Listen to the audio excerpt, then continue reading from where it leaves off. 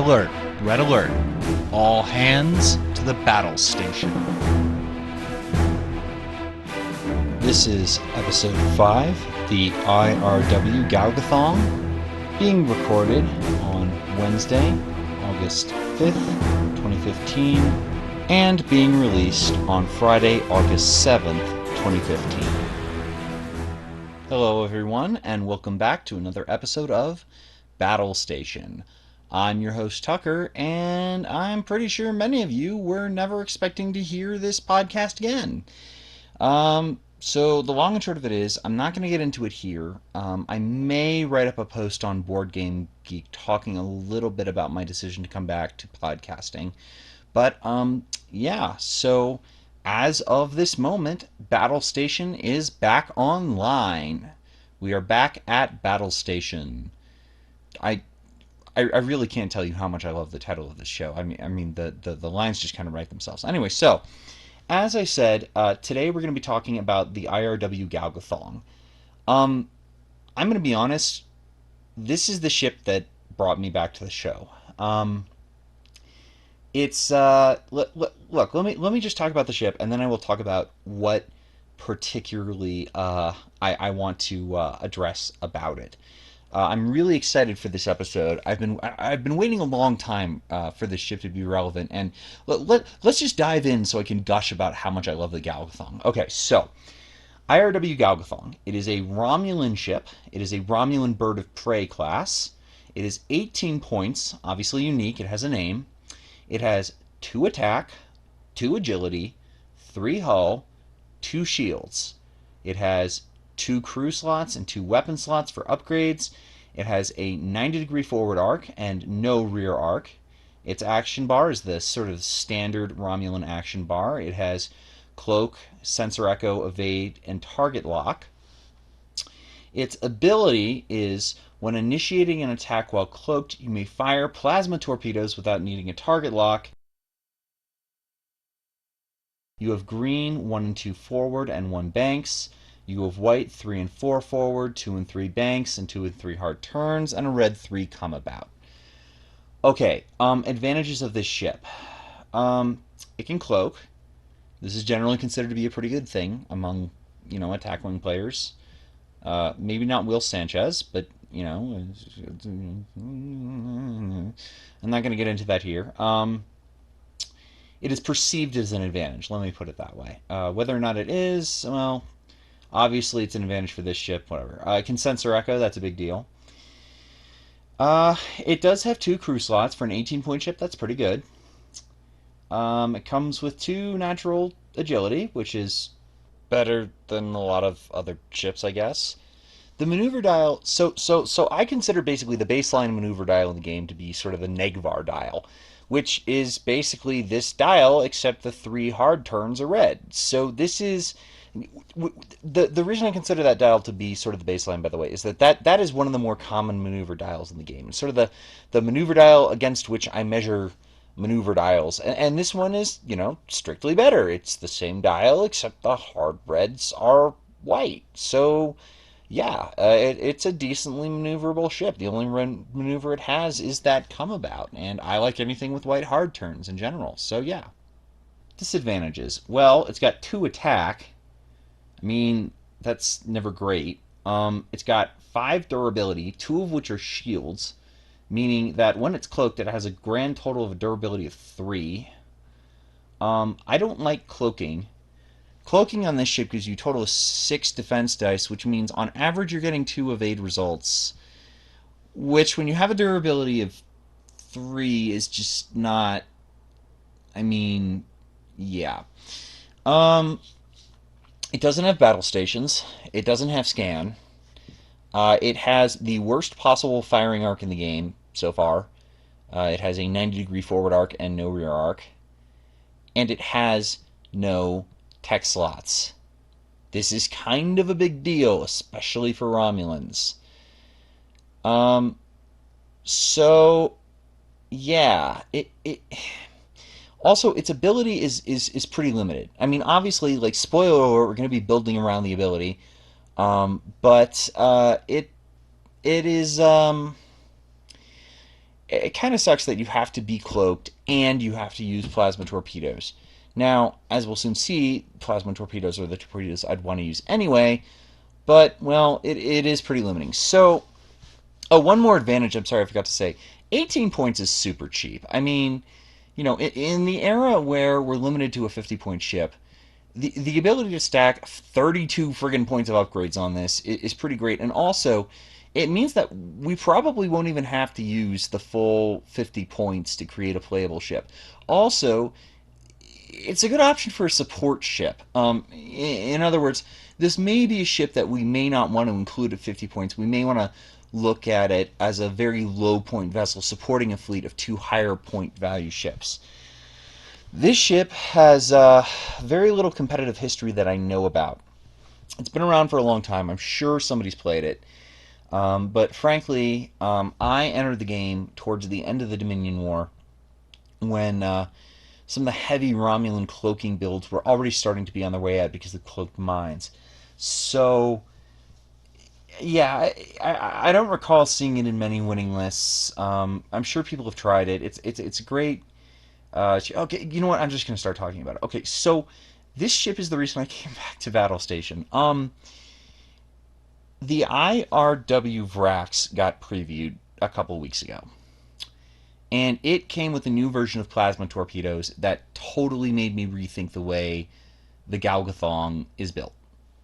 And I mean, look, we're going to be building we're going to be building basically to mitigate the attack dice. This is just going to be another super quality build. I'm okay with that because number two, we're about to hit the Balance of Terror OP. And I'm going to be straight with you guys. I consider Balance of Terror to be the best Star Trek filmed property. It's the best Star Trek thing ever. I mean, seriously. Movies, games, TV shows, books, comics, whatever, you name it. Balance of Terror is the best, period, in my opinion. Now, I realize that we all have differing opinions here. I think the Best of Both Worlds was voted to be the most popular by fans in like the mid 90s, I want to say, maybe like 2000. I'm not really sure. I just remember there was a Jason Alexander special about that where they ended up on the set of Voyager or something. I don't really remember. I'm talking about my childhood here. Anyway, the point is, I love the episode Balance of Terror. I think it's great. And that is the next OP. I totally forgot that we were doing the Balance of Terror OP. But that is coming up. And so even though this is not particularly good build for the Balance of Terror OP, I might do an episode in the future talking about what I think might be good for that, because this is one where I mean, depending on how the official rules form rules, we might see some very wonky cards used in it, but it just, look, we're gonna, like, Balance of Terror is the first, like, OP I might play in a while back in LA, which I'm moving back to. Surprise, LA people.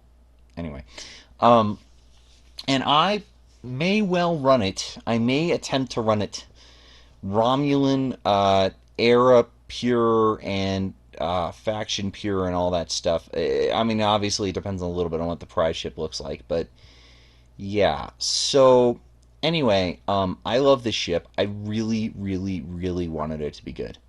I really wanted it to be good for such a long time, you guys. You have no idea how long I have been waiting to make any sort of a viable build with this ship.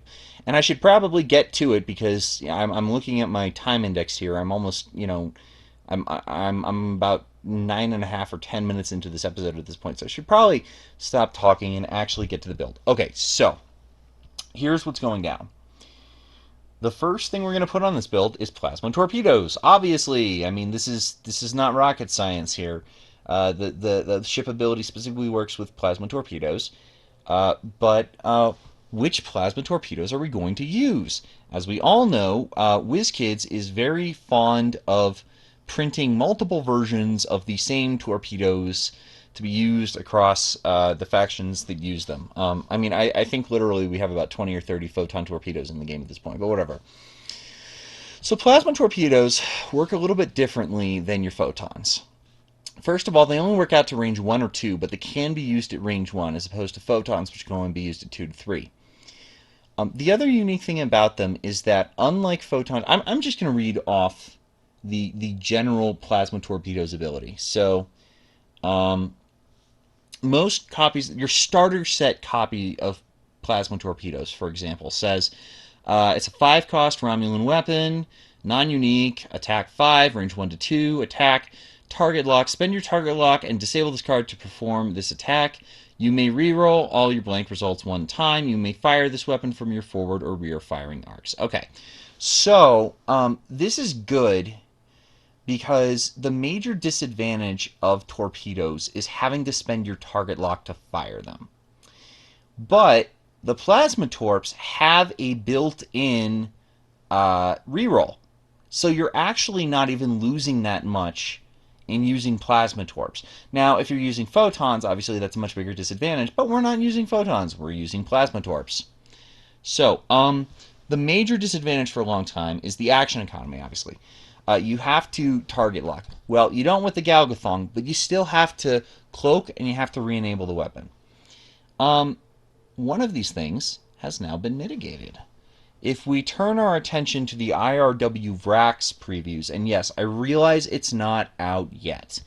It will be out very soon. In fact, August 5th. It may actually be out today, come to think of it. Well, today as I'm recording this. Yeah, it may have been out for a couple days by the time you guys at home are hearing this. So, run on down to your store and buy a copy of the Vrax. Even if you already have a Valdor, it's got this sort of semi-cloaked thing going on. I saw it at Origins. I can confirm it is a different kind of cloak than the cloaked ship pack you might have won or picked up at Gen Con last year. So, yeah, no, it's a cool model, and I recommend getting it. But also for a couple cards in this pack, one of which is Plasma Torps. It even has the sort of old school bird of prey picture on it, even though it's in a Valdor pack. Don't ask questions, just accept it. So this is exactly the same as the card I just read to you, except instead of disabling the card, it says spend your target lock and place 3 time tokens on this card to perform this attack. So for those who don't know, time tokens work. Okay, first of all, let me just clear up a misconception here. I haven't been really participating in the community, but I've been reading along in the community, and for some reason, everyone seems to think that the new versions of these torpedoes is replacing the old one. In other words, that all the old cards are going to get errata or they're illegal or something. No, you can play both. You can decide which one you want to run. Okay. That said, so the way time tokens work is like this. You place time tokens on on a card. While there are time tokens on a card, it cannot be used. I think it's treated as disabled. I haven't seen the rule card. At the end of every turn, including the turn in which you place the time tokens, you remove a time token from the card. When the last token is removed, it basically becomes re-enabled. So instead of having to spend an action to re-enable these, you can just use them after 2 turns. Because remember, the turn you use them, you remove the time token at the end, and there's 1 turn goes by where you can't use it, a 2nd turn goes by, and then you can use it again. Okay. These are the torpedoes we're going to throw on the Galgathong. The reason is, at this point, the action economy of this has been totally eliminated. In other words, we've eliminated the disable and we've eliminated the target lock by putting this on the Galgathong. But we're going to have to wait a bunch of turns. Aha! But we have a solution in Bridge Officer, another card from the Vrax expansion pack. Bridge Officer is a non-unique Romulan crew upgrade that says, when you are instructed to place time tokens on one of your weapon upgrades, place 1 less time token than required. This upgrade costs +2 SP for any non-Romulan ship, and no ship may be equipped with more than 1 Bridge Officer upgrade. What that tells me is that on every single ship in the game, there is only ever 1 Bridge Officer on the bridge with the captain. It's like just the Bridge Officer. Yeah.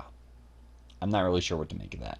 But anyway, this is good because We can just throw this on there. It's 3 points with the plasma torpedoes, 8 points total. And suddenly we can use the plasma torpedoes every other turn. Now, I'm going to point something out here. At this point, we're at 26 points. We can cloak every turn, so we can get the Galgathong's ability every turn.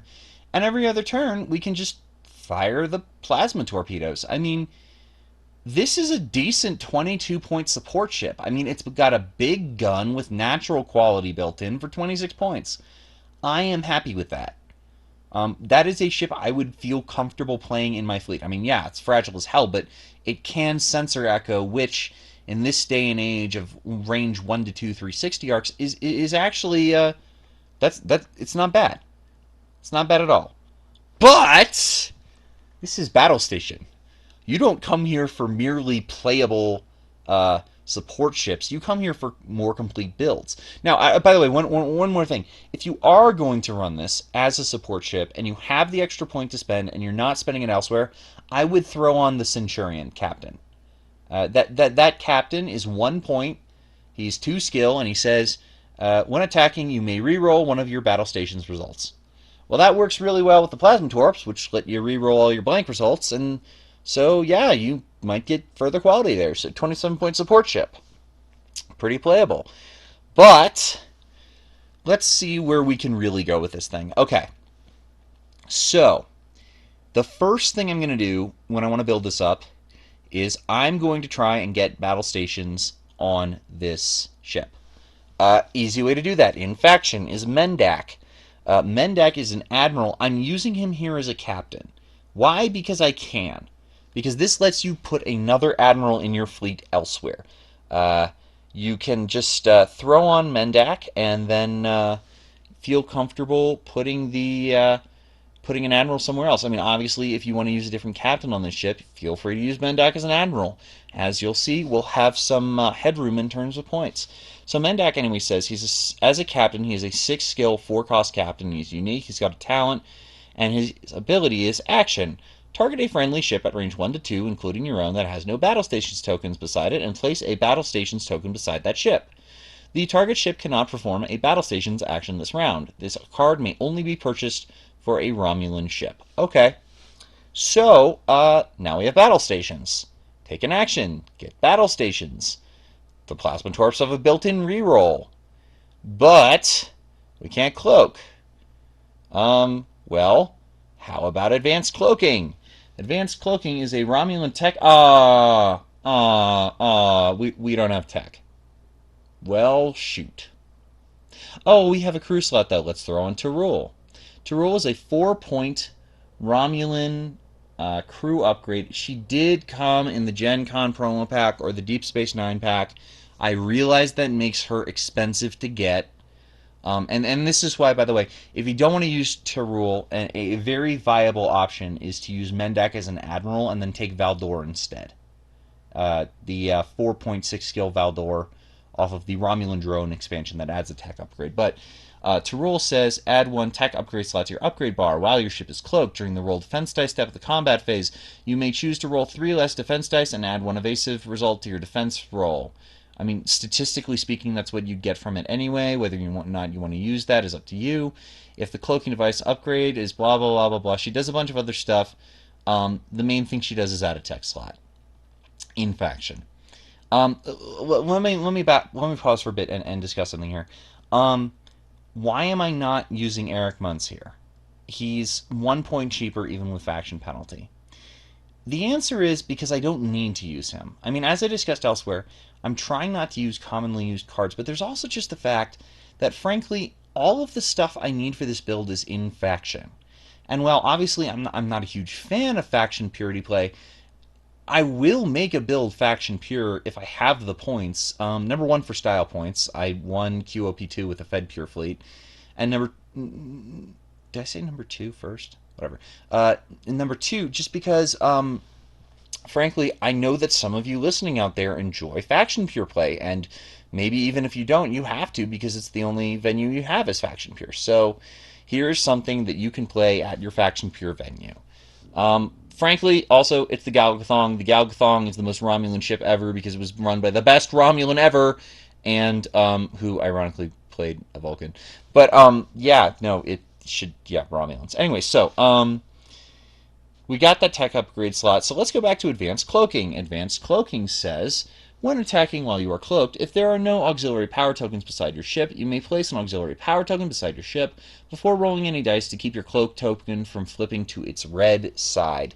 So this basically says, limit your movement a bit to make sure you get battle stations every turn and keep your cloak and sensor echo if you need to, and skip your targeting lock for the photon or plasma torps.